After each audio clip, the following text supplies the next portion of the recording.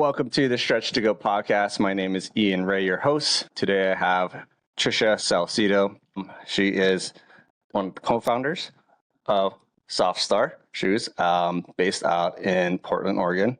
And I want to have her on the podcast and really introduce herself, the brand, and how she got into it.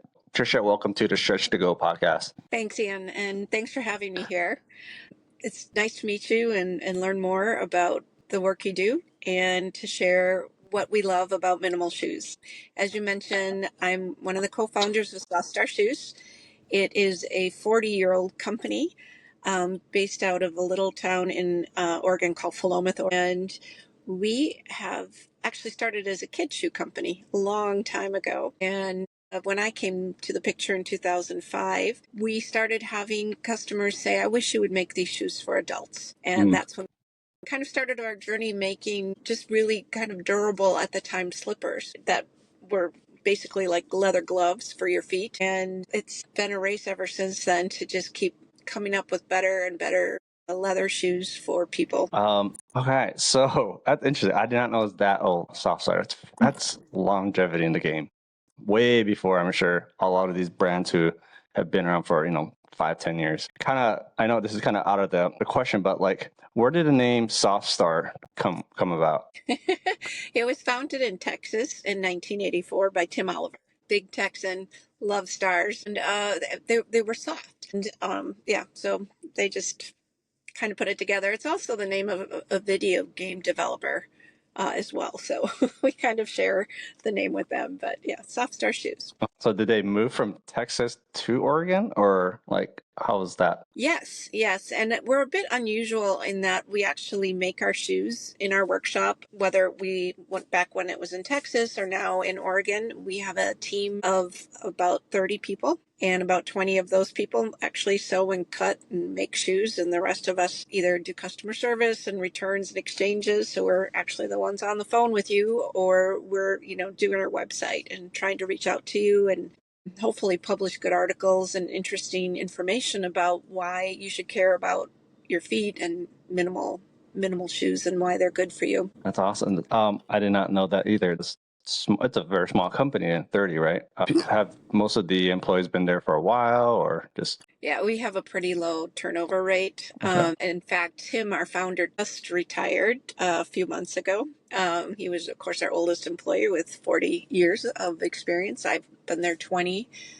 Has been there 19. We have 18. We have 15. Yeah, so we have a lot of people who've been there quite a while. That being said, every year we have a few new folks as well. So we kind of run the gamut. Mm-hmm. That's awesome. How did you personally get into minimalist barefoot shoes? Really, our customers led us there. When I purchased the company, I thought I was buying a baby shoe company, and I had a 2-year-old at the time who's now in college, right?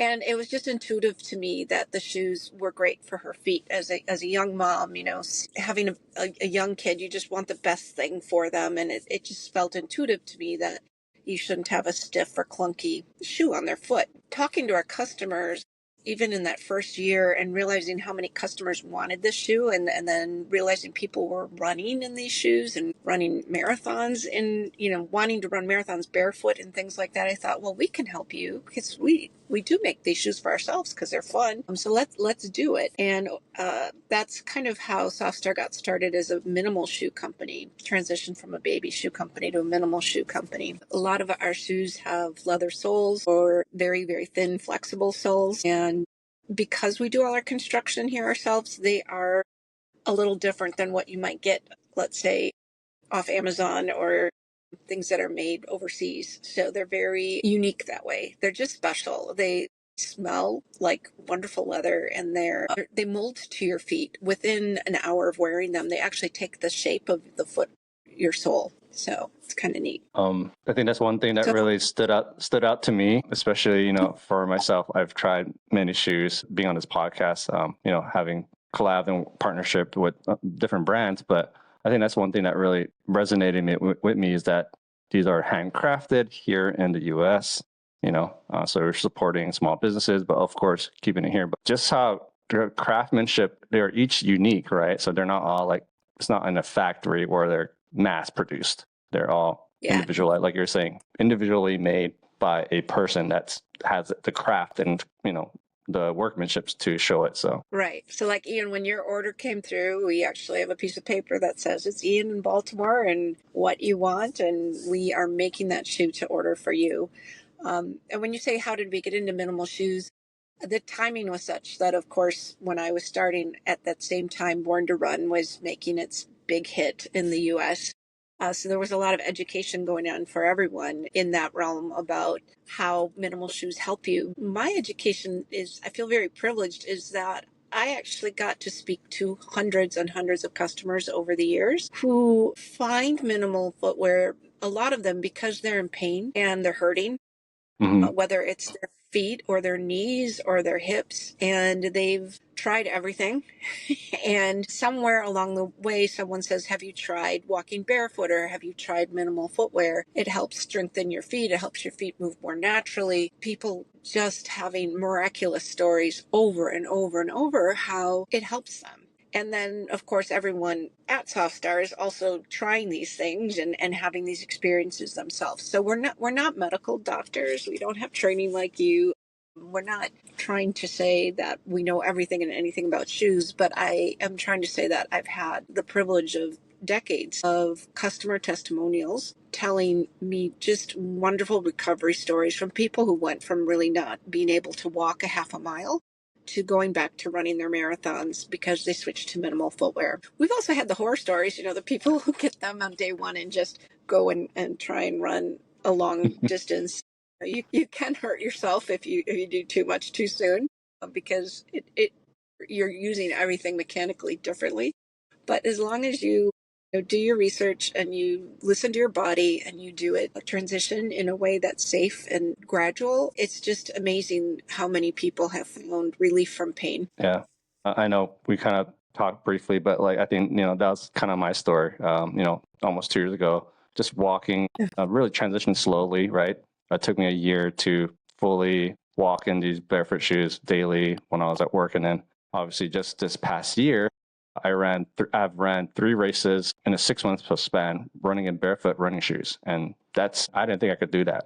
Running in barefoot running shoes, I was like, wow, that's crazy. I've never had shin splints since transitioning. And of course, I'm using all these work of strengthening from the feet, taking care of my, from the kinetic chain from the ground up. So I'm always doing some injury prevention and strengthening along with my running and training. You know, I think it's a lot of people can attest to that these minimalist shoes are a tool. It's a tool for us to help solidify maybe the strengthening of our foot by doing these things outside of the shoes to strengthen your foot, and then wearing these to cement it, to lock it in place so that, like you were saying, you're really using different gait patterns and strengthening it even further. So I think it's something that most people who are transitioning, they should look at this as a tool along with transitioning, helping them go over, whatever pain that they have. So I totally agree with what you were saying earlier. Absolutely. And the more glove-like of a shoe you can get, the better in terms of the whole movement of your foot. Of course, it's important to have zero drop and to have it flexible and lightweight. But if they actually move, you're trying honestly to get as barefoot-like as you can. Yeah. As much movement with your toes. And every couple of months or so, I might get a pedicure, and it's always interesting when I go. They'll say, "Wow, your feet are so strong." And I don't do PT. I just wear minimal shoes. But yeah, it really makes a difference. I mean, you're on your feet a lot during the day and using your body, and it just makes a huge difference if your feet feel barefoot versus are in a shoe, which I know some people call them like foot casts. I don't know that I'd go that far, but they do hold your toes together. They do. A lot of them have molded insoles, and your foot isn't really moving naturally the way that it was intended to move. And it does. It makes a huge difference. Kind of going into that, you're kind of helping me lead this conversation along. What are some your favorite aspects of what makes a minimalist shoe so great for people? So for me, the ultimate is honestly just being as barefoot as possible. But so for me, the best thing about a minimal shoe is to be barefoot, but with some protection, so that You're not like walking on gravel or burrs and getting things stuck in your feet, right? So if you have a shoe that is kind of basically like a sock that doesn't hold your toes together, that lets your toes spread, that's protective on the bottom, that's to me the ideal protection for your foot. Hmm. But then, because if this is life and you're out and about all the time, you have to be a little realistic about what you need. I mean, it might be wet, it might be snowing, there might be glass, there just might be dress codes, right, that you want to kind of blend in with the rest of society. So you're looking for something that's lightweight, that's flexible, zero drop, meaning there's not any elevation either on the sole of the shoe or inside on the insole. That's the biggest one that people really struggle with, because they'll say, well, I absolutely need arch support. And I'll say to them, you're right, you probably do, because you've had it your whole life, right? And if you just went today without arch support and walked around barefoot all day, your feet are going to be really sore and your back's probably going to be sore at the end of the day, because your body's not used to that. But your body will get used to it if you transition properly and be better and stronger for it in the end. So that's the arch support piece. And then breathable, right? You want, of course, your feet to be breathable, and you want a toe box area that allows your toes to actually move, right? A lot of toe boxes will kind of hold your feet, or even socks sometimes can hold your toes together. You want those toes to be able to move independently and in a natural way. You might see videos of people who maybe don't have use of arms or hands, and they can do amazing things with their toes, right? Our feet are amazing if you just give them the chance, right? Yeah, But if you keep them in mittens all the time, right, they're going to lose a lot of their function. that's true. I think I was gonna start creating this post about how, the way that if you're to do a handstand, you never do a handstand close. You do a handstand wide open to have that base, right? So you can have more balance, more space. And that's, I think, the same thing with our foot. If our foot's always in this closed area where it's squished, you won't have that balance. You won't have the propulsion. But if it's wide, you have this beautiful tripod which carries and can transfer the weight of your body when you're moving. So it makes sense. The hand is like the foot, vice versa. Has same sensory receptors, same feel. I mean, it's amazing how many people who've come to my practice and telling me like I don't have feelings anymore under my foot. I have sharp pain. I mean, like that's years, right? And these probably years of experience of wearing an cushioned toe shoe that are narrow toe box. I can only imagine that they've accumulated these things. It didn't happen overnight. It's just years that crept up, and then finally, just the body's like, I'm in pain. So I see like there is a shift that more and more people are awakening. Like there's something wrong, but I just don't know where to go. Like you were saying, so it's great that there's more brands and more people like myself just really being a proponent of just natural footwear and foot health in general, and that we should look away from the cushion, because that's probably where it is the root cause. We're just overlook it all the time because we take it for granted. Yeah. Yeah, and I should say cushion is another thing that I think is a little controversial in minimal footwear. The die hard minimal footwear customers really don't want any cushion at all, right? They Mm-hmm. just want a thin layer of protection, and that's it. And then you have people who, we have a lot of customers who are older in, their 60s, 70s, who are losing some of their fat pads on the bottom of their feet. And honestly, they really appreciate a little cushion. So as Sure. long as it's not like providing a molded kind of bed for your foot, and it's not What would you say stopping your like? What would you say was sensory like input. the stack height? What would you say in your own personal own opinion, the minimum or maximum stack height for a cushion? So to make it a minimal shoes, like 6, 8.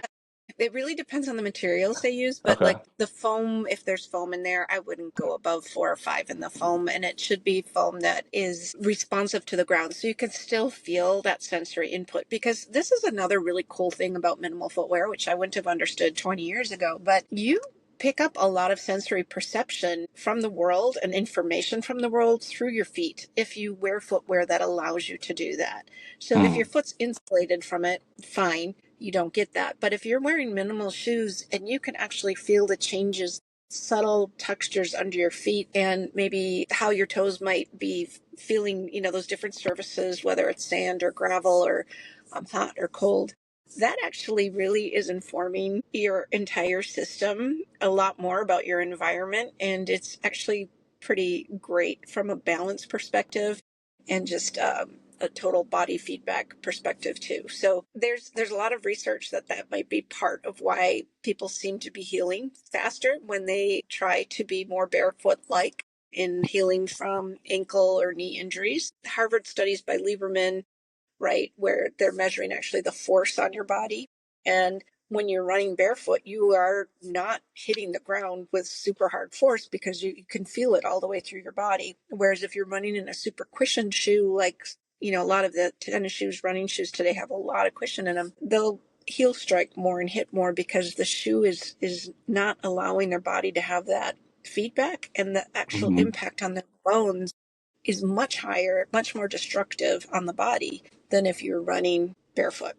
And then a lot of athletes will say, well, that's a performance thing, though. I'll run better with better shoes. And you can look to a lot of athletes in the world, marathon runners and sprinters who come from cultures where maybe they didn't have access to shoes or didn't run in shoes. And they're some of the best athletes in the world. So there's a lot of data out there if you want to find it on why being as natural with your footwear as possible is the best for your structure and your bones. I guess I have another question for you. Thinking about the future for Softstar, what are some of you guys' goals for Softstar in the next 5-10 years? Well, we hope to keep introducing a few new styles every year. We have some big plans coming up next year we're really excited about to transition our company to becoming employee owned, which is really exciting for us. Nice. That'll be happening next year. We have been working hard over the last 5 years to bring in knowledge of how to use, it's like a 2D cutter and our foot modeling software to be able to design faster and come out with things faster. Some things about footwear are eternal, right? We've been making shoes for so many thousands of years. So what a lot of people perceive as new each year are different styles, which is fun and it's creative. But what we do and I think makes us a little unique is we're kind of old world in our technology and how we make things with leather. And we don't really see that changing in the next 10 years. Some things will just stay the same. Yeah.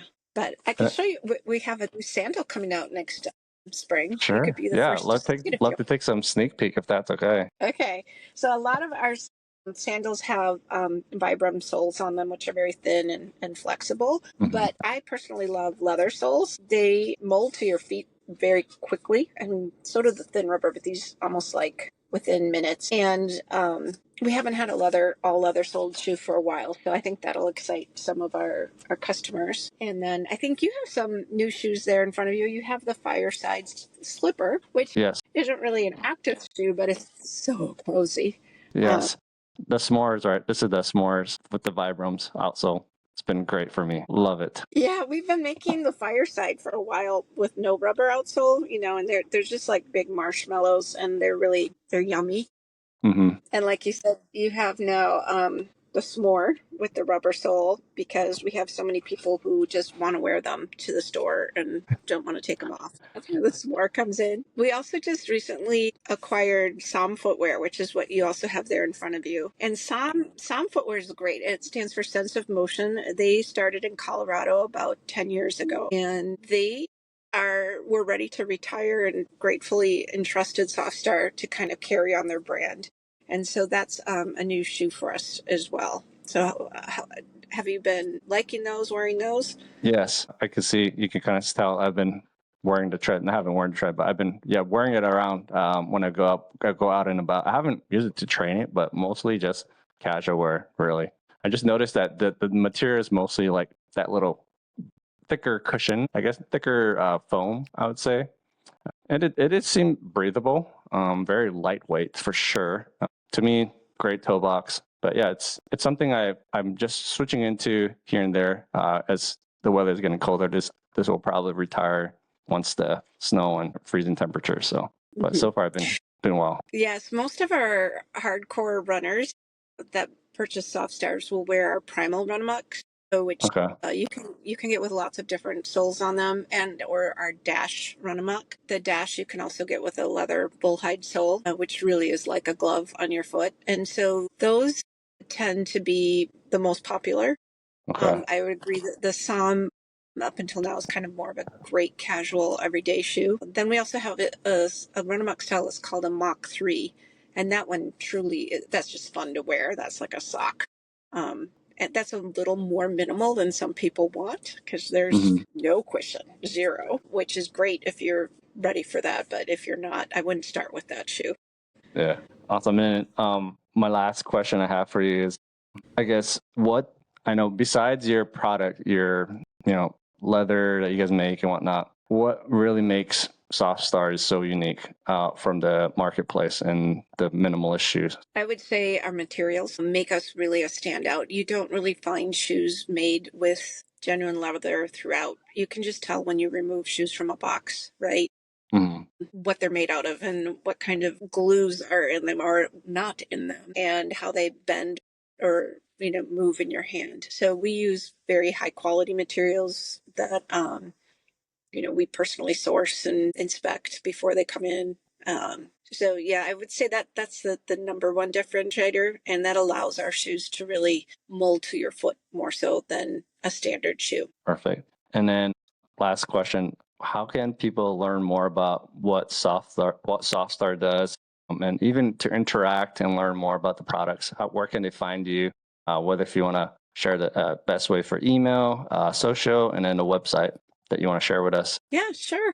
Well, we are made in Oregon, so if you're ever in Oregon, the best way probably to come visit us at our workshop. It's open to the public. It's in Philomath, Oregon, which is about 2 hours south of Portland. So if you're ever there, we'd love to have you come visit and get a tour of the workshop. But because that's not really a reality for most people, we, on our website and on our YouTube channel and our social media, we do try to have a lot of video showing what we're doing and how we make shoes. I personally believe that in this world where so many things we just go and buy and boop, it's there, that we sometimes lose that connection with the maker and how things are made, and therefore kind of have that appreciation for what's behind it and goes into it. So we try to share a lot about how we make the shoes.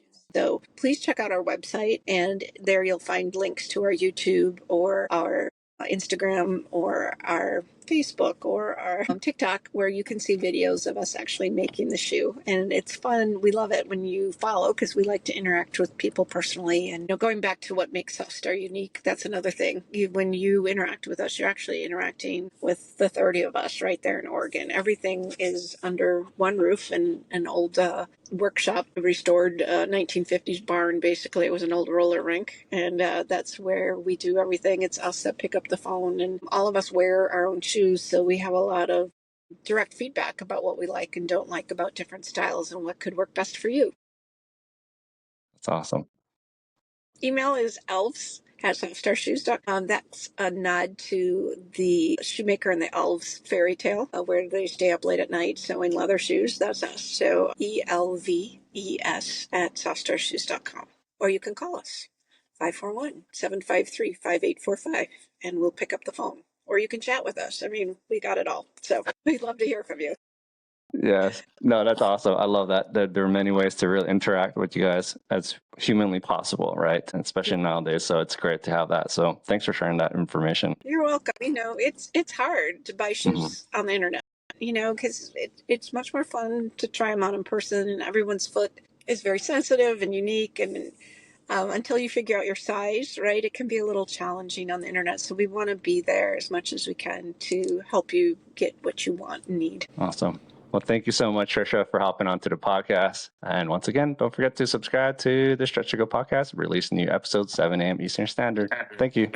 All right. Thanks, Ian. Yep. Bye. Bye.